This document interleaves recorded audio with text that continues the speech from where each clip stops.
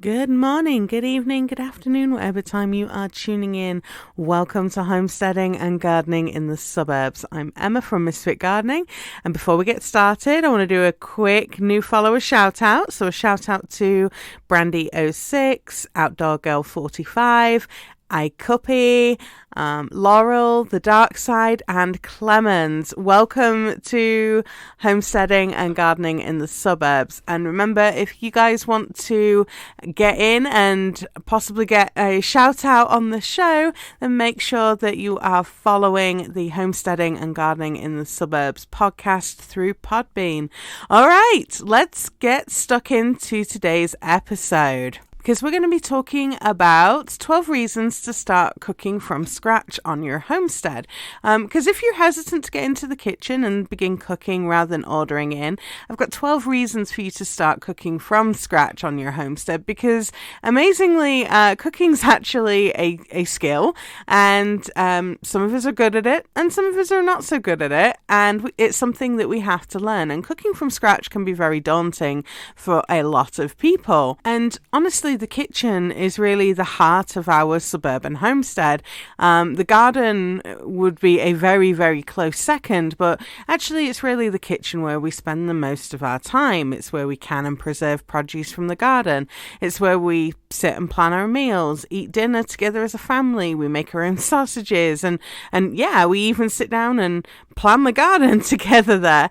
It's something that is a big part of, how we homestead. And I know a lot of you are the same, whether you've got a homestead that's up and running or not. The kitchen's a big part of, your life. And our kitchen isn't big. It's not fancy. At the time I'm recording this, it's still being remodeled. But we still manage to cook, from scratch meals from the garden and from the pantry throughout the year, even with crazy working schedules. Like last Friday, I didn't get home until 8:15 at night, and I'd been at work since before 8 that day.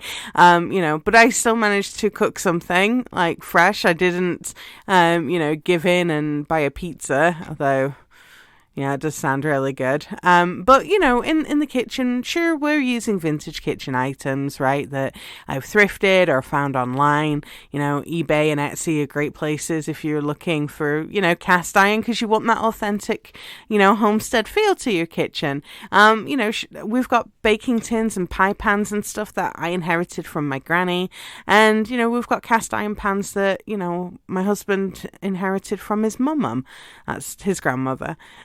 But, we also make use of modern technology to, be able to cook from scratch meals. So we use things like crock pots and slow cookers, ready to serve dinner, right, when we're really strapped for time in the middle of the week. And it's a great tool to use, especially during winter. But, we also use one of those fancy instant pots as well for things like speedy beans and rice. You really can cook from scratch too, even if you have a busy schedule. It just takes a little bit of planning. So I just wanted to talk a little bit about why you might want to start cooking from scratch. And there's so many reasons to start cooking from scratch meals. And, cooking, just like gardening, is a skill. And it's a skill that you will develop and hone on your homesteading journey. And if you're wanting a slice of the good life, or, really getting into that homesteader's life, let's see if some of these reasons will resonate with you. But one of the things that I want to throw out there is, even if things don't work out when you do them, like, I can't tell you how many times I've made stuff and my family have been like, this is disgusting. And that's me saying it politely. That's not quite what they said to me. I probably couldn't say that on the air. But, there's things where, they really didn't like it. And, there's a YouTube video of the bread that I made one time, like a whole wheat bread. I mean, if I dropped that onto somebody's head, it would give them concussion. It was terrible.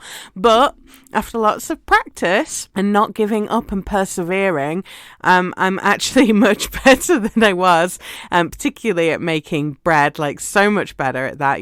I've got a whole wheat recipe that is now down, and it works, and I get a nice loaf. It's a decent size. It's not overly heavy. Like, the family family will actually eat it. And I mean, even the Dwarven Battle Bread that I made, as we keep calling it, from our favourite series of books, the bread was so dense. Like when I gave it to the chickens, when we had chickens, I mean, even they struggled to eat that. So there's been some pretty epic fails in my kitchen, but just know that is normal and it's part of the process. And sometimes it's really good to embrace those failures, rather than getting too hung up on them, because if you kind of stumble at the first hurdle, it's difficult to get up and keep going. And even though my family gave me very honest feedback with no filter, if I had completely let that get to me, I never would have cooked anything again. And it's not about that. It's about practicing and keep trying, and there will be things that work and there will be things that amaze you. Like I made a fluffy orange bunt cake the other day, and it was great. It was really, really great, and I didn't have any complaints from my family about that, which was amazing. But I don't often bake cakes and sweets and things, and I've recently, I bought a couple of recipe books. I got one direct from the author, which was really nice because they wrote a little message in there, and another one, I pick up a lot of my cookbooks and things from the thrift store, because I always think it's fun to read things, especially if they're really old cookbooks as well. Like I like to read the anecdotes that are in there and see how much things have changed since then. And I like to tweak some of those older recipes as well into making them that's something that fits a little bit more with my family and how we eat. So let's talk about why we should start cooking from scratch. So the number one reason is to know what is in your food. And I recently surveyed readers of the Misfit Gardening blog and other listeners of the Homesteading and Gardening in the Suburbs podcast on why you guys grow your own food. And I mean, I'm kind of curious what you guys think are your number one reason. So I'd love to know. Drop that in the Facebook group. But actually, the number one reason that people give is to know where their food comes from. And cooking from scratch kind of has that same kind of vibe. You know what is in the meal you prepared, you know what the ingredients are, and how it was made. And for me, this reason's super important. Because I actually have an allergy to soy, and soy is in almost everything that is, ready-made, convenience food and fast food. And over the last couple of years, I've actually become lactose intolerant as well. So cooking from scratch is the only way that I've found that I can really manage my allergies. Because if I eat something that's got one of these things in, it could be a trip to the hospital. If it's the soy and if it's the lactose intolerant, I'm running for a bathroom. It is not fun for anyone involved. And what this has kind of meant is, I have to turn down, when people are ordering in stuff at work. If we've got lunchtime meetings and things, I'm bringing my own lunch and stuff in there because, the last thing that you really want is to eat something that's got these things in that are going to make you sick. And, you're kind of rolling the dice on some of it. So for me, it's not worth it. And one of the biggest things or the biggest reasons is really to know what is in your food. And that's why a lot of people cook from scratch. The second thing is to start understanding labels. So knowing what's in your food really isn't limited to allergies. What about things like avoiding preservatives or MSG and a whole heap of other weird and wonderful stuff that's in, processed and packaged foods there. Seriously, check out the label on a loaf of bread next time you're in the store and see how many ingredients are in there and how many what they actually do. And you'll find with the cheaper loaves of bread, there's way more chemicals and things in there. Some of the more expensive breads that tend to be fewer ingredients too. But believe it or not, in the UK and the EU, they even have numbers for various food additives. They're known as E numbers. So it'll be like E and then like a 3-digit number, like 123 or 300 or whatever. So you have to do quite a bit of research to find out what on earth that number is, and whether that's something that you want to be eating. Another reason that you might want to be cooking from scratch and understanding labels is you might be trying to avoid GMOs in your food. And the product label is going to tell you if it contains bioengineered products. It has to tell you, believe it or not. So, that they will put it in very small print, but it has to be on there. And a lot of other people are looking for those non-GMO or GMO free verified labels and marks and things that are on there. But if you are trying to avoid GMOs, you want to go for organic, like something that's, if you're here in the US, you want something that's got the USDA organic mark on it, because they cannot contain GMOs to be able to be certified organic. That is part of the United States code, and that they can't sell food that is GMO with a USDA organic mark on there. So that's an easy way to tell if you're looking to avoid those. Just go for those organic items. And, another thing, as you start cooking from scratch, you're likely going to start reading product labels a lot more, and you'll soon start to find brands which you leave behind and new ones that you trust for you and your family, depending on what it is that you're looking for. Obviously, if you've got like a dietary restriction like I do, you spend a lot of time looking for labels because you're looking for allergies that are highlighted, or if they're not highlighted, they're listed in the ingredients. But, if you've got more complicated allergies and things, you might find that, there's brands that may not be declaring something. Maybe it's in, the spices that are listed or something that you have an allergy to. So, there's things that start to change there.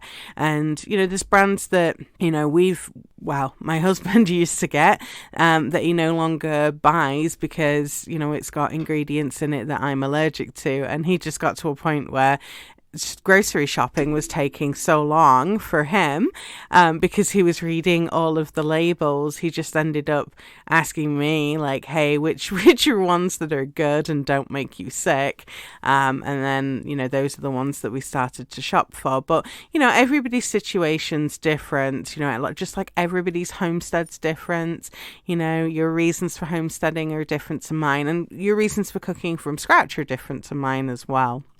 So reason number 3 is learning to grocery shop.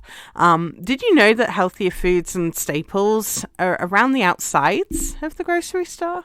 For a lot of grocery stores. And did you know that grocery stores are actually designed in a certain way to make you spend more money? And there's been tons, and I mean tons, of research that's been performed on shoppers and the grocery store that you shop at was really designed to entice you into buying more and spending more money. And cooking from scratch helps to teach you some new skills to navigate the store, stay clear of ready meals and snacks and things, because you're going to be shopping for those kind of whole food ingredients, those real food ingredients, the things that are, often kind of pantry staples, like flour or pasta, those kind of things, as well as, fresh ingredients and, frozen veggies, things that are good for you. I mean, next time you go to the grocery store, make sure you go after you've eaten something, right? Because that's a good tip anyway. So you're not shopping when you're hungry and then you're just kind of buying everything in sight. But really look at how you navigate that store and how it kind of forces you in. Like, maybe you've got the fresh produce to the right, but first of all you've got to go through all those items that are on special, and sometimes the price isn't always as good as a deal as when you get over to that counter in the area in the grocery store, like my local grocery store, I had to battle through like 4 kind of standing aisles of snacks. I mean, it might have been because it's, the holidays, but, snacks, sugary cakes, all those kind of things, before I was anywhere near the produce. And then the produce has been moved. There's all the bread and cake and stuff that's in front. It was crazy. And then the milk and the frozen stuff is clear on the other side of the grocery store. Most people are going up and down aisles. So learning to grocery shop has been a big changer from cooking from scratch, because we now go armed with a list. And if it's not on the list, we don't buy it, and we don't even need to go down those other aisles. So it's a great tool to learn to shop and to kind of help with your budgeting as well. And we'll get into that a little bit later. So reason number 4 is to cook it your way. So much of homesteading, yes, even in an urban area, is learning to cook and to eat what you grow. And one of the wonderful things about cooking from scratch is really deciding your way to create nourishing meals with organic, wholesome and natural ingredients. You can really tailor the recipe to your family's tastes and create something new. So for example, I found a sweet potato and butternut squash soup recipe that I wanted to try. I can't remember if it was like on the back of the pack of like some coconut milk or something, but it was in a really random place that I found it. I figured, I could do that with the harvest from the garden, because I had a butternut squash that was ready to go and out the garden that we'd found, and I had some sweet potatoes from the store, but I knew that my family would never eat it unless I spiced it up a little bit. That and my family eat meat and I don't anymore, so I decided to toss in a dried habanero that I had hanging in our little pepper bag. That's like, we've got some peppers that are drying down in our basement from the garden, so I just popped in one of those, and boom, my family loved the butternut squash and sweet potato soup. And I can definitely entice them to eat it, especially if I'm doing like those crispy bacon crumbles to go on the top, kind of like croutons. They definitely will eat it then. But you can really cook things to how you like them and the ingredients and things that you love. There's plenty of recipes available online to get inspired by, and also now we're seeing a lot more, particularly with these kind of real food staple items. They're starting to put recipes on the back of them to get inspired by and learn how to use their product, right? So you'll come back and buy it again. So let's talk about reason number 5, because it kind of leads into cooking it your way. Is that cooking from scratch is an experiment, and part of cooking it your way really is experimenting in the kitchen too. And perhaps you're trying to add more whole wheat flour in your baking, or maybe you're just switching up white rice for brown rice, or maybe you're trying to puree in some extra veggies into a tomato sauce or something. Just don't be afraid to experiment and substitute in the kitchen. It's how you find things that really work and things that really don't. And you might be experimenting in a different way in the kitchen. Maybe you've got new plants that are coming ripe in the garden that you're harvesting and you want to try them. Maybe it's something that you have never grown before and you want to use it in the kitchen for the first time, right? There's lots of different ways that we can experiment with cooking from scratch. And with that being said, I just want to throw out a quick reminder that we've got an upcoming episode where we're going to be talking about listeners' favorite varieties of and recommended vegetables to grow for a new gardener.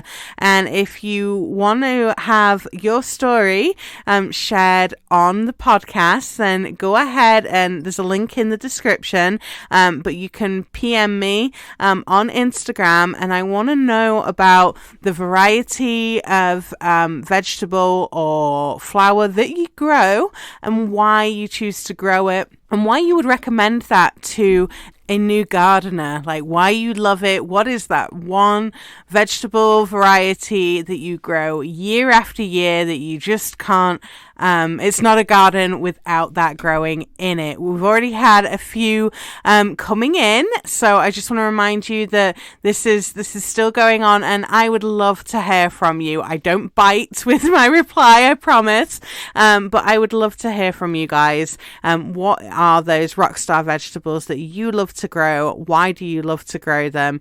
And I want to share those with other new misfit gardeners and people who are starting to grow their garden, because where you guys are and where you're homesteading from right now is probably very different to the climate that I'm at right here. And it's by sharing our favorite veggies and the varieties that we grow that helps to give new gardeners a starting point and a great boost of confidence to start their garden. So if you want to share your favorite vegetable variety and why you grow it, make sure that you click the link in the description and PM me on Instagram.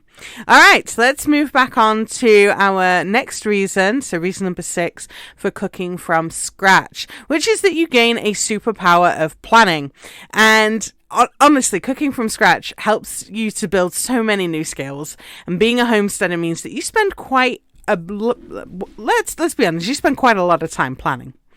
And planning the garden, planning what you will grow, planning for livestock, planning for meals, they're all part of the homesteader's life, and it's a great skill to have. And if you're homesteading, here in suburbia or in an urban area, and you're dreaming of buying bigger acreage and having a quote unquote real homestead there, then having these skills under your belt early means that when things kind of trip up and don't work, the impact of that not working is a lot easier to take than it is if you were to be doing this on a much bigger scale.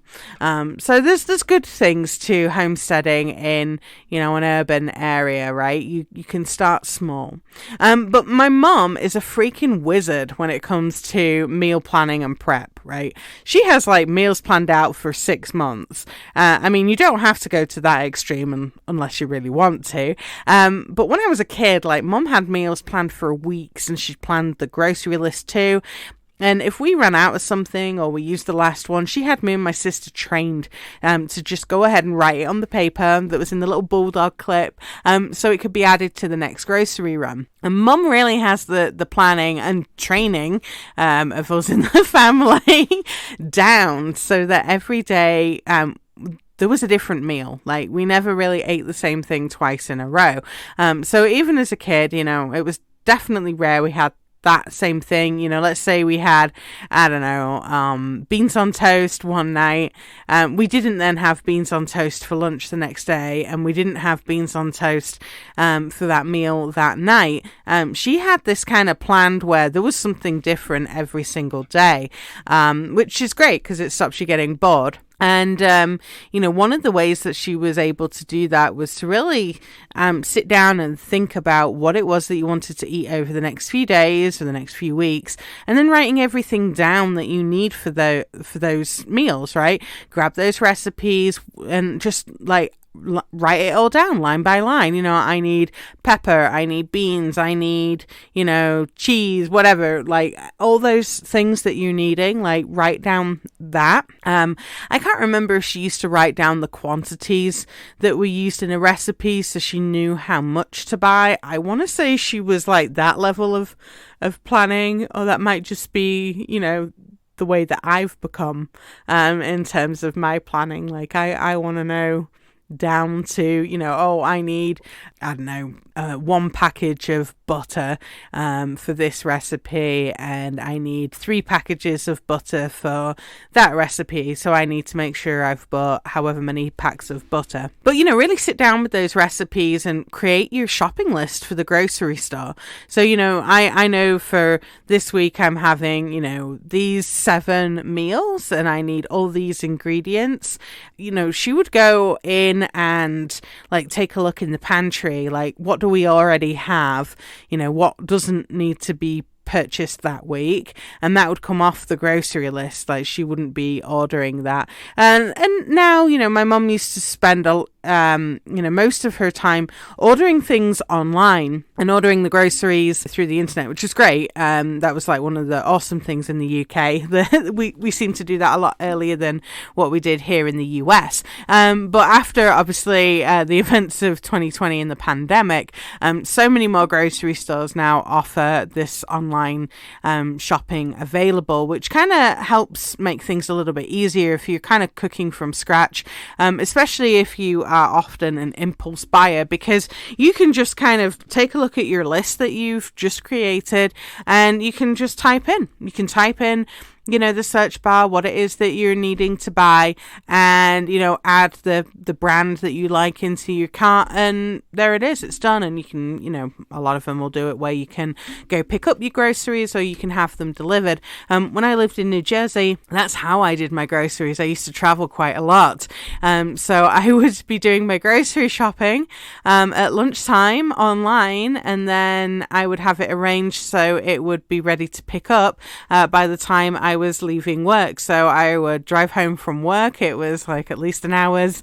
drive, and I would stop by the grocery store on my way home, pick up my groceries, and take them home. I have other friends who love going grocery shopping. They love looking at the discounts and the bargain areas and things, and then coming up with these awesome recipes to use those discounted items and things. And I know a lot of people who like going to the grocery store as a good source of exercise. They're doing a lot of walking, they're getting out and about. I get it. This is something that kind of bonds people together is food. But honestly, one of the best things that you can do if you're really wanting to win at cooking from scratch and you've got a busy work life, is getting down the planning, because that's how we'll succeed in so many things with the homestead. Same with the garden. Like, if you've been a regular listener, you'll hear me say, plan it on paper, plan it on paper, plan it on paper. You can have lots and lots of different plans. I have 6 or 7 different plans that I'm drawing up throughout winter of what the garden's going to look like and what I'm going to be planting in there before I really come up with a plan that I'm happy with, and then that's the one that I implement in the spring. So planning is a really great skill that you will learn on your homesteading journey. Let's talk about reason number 7, and that's connecting with people. And I alluded to that a minute ago. But when you start cooking from scratch, you're going to find that there's lots of other people who like to cook, and people love to share how they cook for their families, their favorite recipes, and so much more. And now that we live in a digital age, I mean, you can just like hop on, any search engine of your choice and, search, recipes for pickles or recipes for paleo diets or whatever it is that you're interested in, and then there's going to be recipes that are going to be coming up. But cooking from scratch is a wonderful way to involve the family when you're cooking, and have them help in the kitchen cooking dinner or just eating at the table together. Connecting with loved ones and others really lifts your spirits and is good for your mental health too. So who knew, cooking from scratch had so many benefits. All right, number 8, cooking from scratch saves you money. Sure, my husband and I absolutely love going out to a nice Italian restaurant. I love Italian food. I love Greek food. I really love Mediterranean food, actually. But having a nice meal and a glass or 2 of wine together, and not having to deal with the dishes, oh yes, that is like perfect date night. But date night is something that we save up for, and our last fancy date night wound up costing like $100. Yikes. That's like a week of groceries, or, more importantly, that is my annual seed shopping budget. So, we really make sure that, date night is something that is a treat, right? But cooking from scratch meals for your day-to-day meals and not just date night can actually save you money in the long run too. Our favorite Indian restaurant closed down with the pandemic. So we started making our own vindaloo and biryani, and we had leftovers to pop into the freezer for a speedy meal another evening. And once you have like your homestead pantry staples together and you've got your planned list of what you're going to be shopping for, you're pretty much ready to go. And the benefit of, cooking your meals and planning those means that you can better stick to a food budget for spending, and may mean that you can actually invest a little bit of time, or invest a little bit at a time, in buying organic for items, or better quality products. So I'm a complete sucker for Greek extra virgin olive oil. I like it to drizzle on salads with a bit of balsamic vinegar, and even though it's expensive, I use less of it to make my own dressings at a fraction of the cost of what a salad dressing is at the store. And having those kind of staples together, especially if you are a bit of a wizard and you figure out like batch cooking for your family, and portion things out, so you've got meals for another day. You can really start kicking your grocery spending pretty rapidly. And if you're supplementing that for fresh veggies and produce from the garden as well, like, you're going to see a real world of difference. But if you're stuck for ideas to make from scratch and make a from scratch switch, try saying that tongue twister after you've had a bottle of wine, a from scratch switch. Try making pizza from scratch for family movie night rather than ordering takeout. If you love a ready-made lasagna from the store, try making your own in a big casserole dish and maybe portion it out for lunch another day. Maybe you're fond of a frozen meatloaf. Have a bash at making your own meatloaf from scratch and pairing it with freshly mashed potatoes and steamed broccoli. And this kind of leads on to number 9, which is that your tastes are likely to change. And once you start skipping the ready-made processed foods, you might just find that your taste buds are changing. And some people change things like the amount of salt or sugar that they're adding to foods. And when you're eating something ready-made or out at a restaurant, you're going to notice how overly salty or sweet those foods are. And the same goes for products that you buy or the brands that you choose. We as a family ditched the ready-made canned tomato sauces a long time ago, because we make our own from our tomatoes on the homestead. But I was finding that they were very sweet. And then I read the label and saw that like the second ingredient in there was high fructose corn syrup. Ugh, I don't want that in my tomato sauce. I don't put that in my homemade tomato sauce. Like, gross. Why would I eat that? So, we found that our taste definitely changed as we started eating more wholesome foods. And eating homemade meals usually means things like more fresh vegetables or nicer cuts of meat. And you're going to start to develop like what tastes good to you and tweak recipes that suit your taste buds. I mean, when we were eating livestock that we'd raised, so our chickens and things, we noticed how much different they tasted, even from the organically raised birds that we could pick up from the grocery store. Like, things were just far more flavorful because they were fresher. Number 10, you may start losing weight. And I do say may start losing weight. And some people do find that as they start cooking from scratch, they're better prepared for things like portion control, meal prepping, and that help to stick to a diet. I actually prepare my lunches for work in some glass containers that have multiple compartments in them, which means that I can avoid temptations in the office, but also stick to the calories and portion sizes that I'm supposed to be following for my diet. And you might also find that your meals are a lot more balanced, right? A lot more wholesome and nutritious because you're getting more veggies in there and better things of meat. They're not loaded with sugar or other additives and stuff. And you might be finding that you're not as hungry, or those cravings for things like sugary or salty snacks have been really kicked to the curb. And you might not notice a change in your weight, but you might start to find that you feel more energetic when you eat certain foods and more sluggish and yucky after eating something else. Like, I can't handle white bread anymore. Like, it just makes me feel ugh afterwards. end up like wanting to take a nap. Like I can't deal with white bread anymore. But cooking from scratch really helps you to start noticing your body and your digestive system a lot more. Okay, we're nearly there. Number 11 is that cooking from scratch builds confidence, and having that sense of satisfaction and pride in creating something from scratch that tastes amazing is definitely a morale boost. Okay, cooking from scratch is also giving you the skills to nourish your body and feed your family. And whether it's fresh veggies from the garden or whole wheat box pasta and a homemade marinara sauce, there's a joy to cooking and sharing the food that you've made with the people that you love. And as I mentioned earlier, there are times when things don't work out, and your family may give you some honest feedback that this was terrible. But persevere and keep trying, and those two things are really keys to success in the kitchen, is to just keep trying. And just because you found a recipe that was like really well rated on, I don't know, somewhere online, doesn't mean that everybody's gonna love it, right? I mean, I'm pretty sure like my idea of great home cooked food is probably very different to what yours is, right? We've all got different tastes and we've all got different things that we love, and that's okay.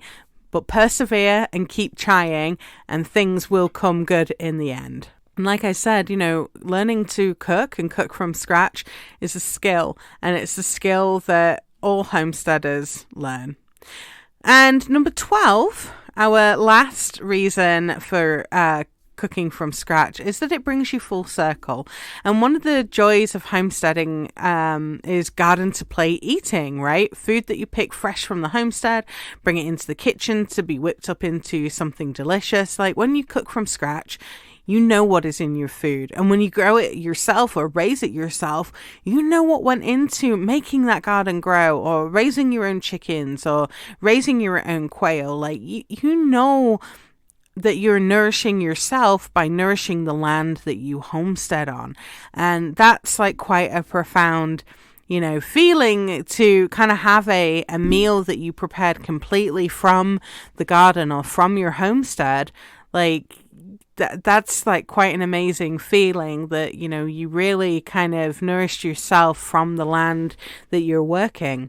And your ultimate goal might be self-sufficiency, and cooking from scratch is going to help you make the most of everything that you produce on your homestead. So I don't know, whether it's chicken and dumplings that you're making, and then you're using the chicken bones to make a bone broth that you're going to be canning, and then you're going to take the bones and you're going to put them in a bokashi bin and then compost them, and then that's going to go into the garden, and then you're going to grow some carrots and stuff in there. Like, it all brings you full circle.